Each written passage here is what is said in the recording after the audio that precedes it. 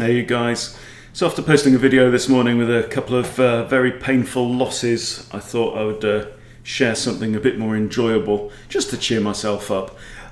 So this is a game from the Vienna Gambit and it's an absolute beauty. It's a proper lesson in arse kicking of the first degree. So let's just dive in. So e4, e5 and then knight to c3, the signature move of the Vienna game. We have knight to f6, always good to see, and now f4 is the Vienna Gambit. E takes f4, and now you push e5.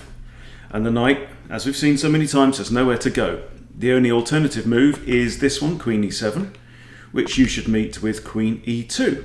And the knight still has its problem that it can't resolve and has to go all the way back to g8. Alright, so now d4. So we're grabbing the centre. We've got a lead in development, there's a hanging pawn there, we have knight to c6 and knight to f3. This is important, as we've said so many times before, stops the queen coming particularly to this square on h4 with check, because that could be very unpleasant. And now d6 is pushed. Okay, my opponent actually thought for a minute 13 over that particular move. I've used 10 seconds so far, because I know my opening, right? Okay, and now knight to d5, always a threat in the Vienna, bringing this guy out early, hitting the queen on e7, also hitting c7. So what's the queen going to do? There's really only two squares they can go to, but as soon as that queen moves, look, white's queen is in line with black's king. So queen goes back to d8, and now e takes d6, check. And this is just horrible. Already we're on move 9, guys. Move 9. And what have they got? Okay, can't block with the bishop because pawn takes. Okay, then I guess queen could take the knight, actually. Let's say bishop, pawn takes, attacks the queen, takes. I don't know, could work out problematic. Likewise with the knight.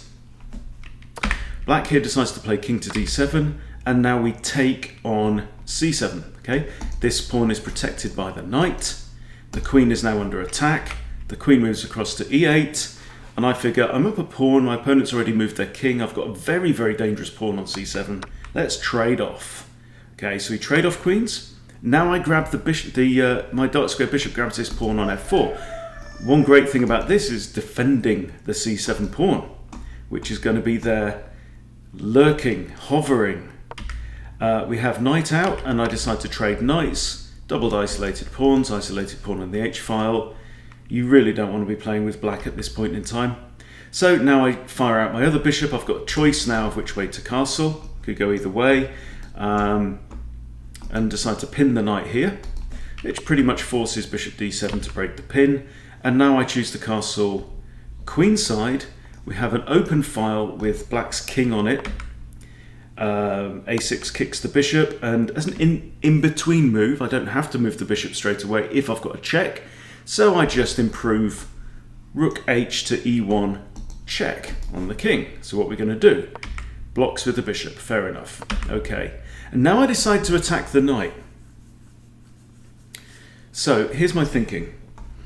If white takes my bishop, right, I take their knight. This bishop's pinned, of course, and then this bishop's under attack. Okay, so what's going to happen? Well, let's see how it pans out. Takes. Oh no, yeah, that's it. Push d6, right? This guy's pinned, cannot move. King f8, right? So I grab the bishop with check. Knight captures, and I get the other bishop. So now I'm a whole piece and a pawn in front, and we have just a lethal threat here now. Obviously, rook d8 check would force rook to capture. Pawn recaptures with promotion. It's just horrible. Okay, and now the rook comes across, but rook takes, and now if rook captures there, I can queen. Okay, which is in fact what happens. Rook takes, and I could simply recapture here, but let's make a queen. King jumps out of the way, and now I figure this is unstoppable. Now I grab one rook with check, king must recapture, grab the other rook, and now I've got a rook and two minor pieces, and black's got nothing, mate, nothing.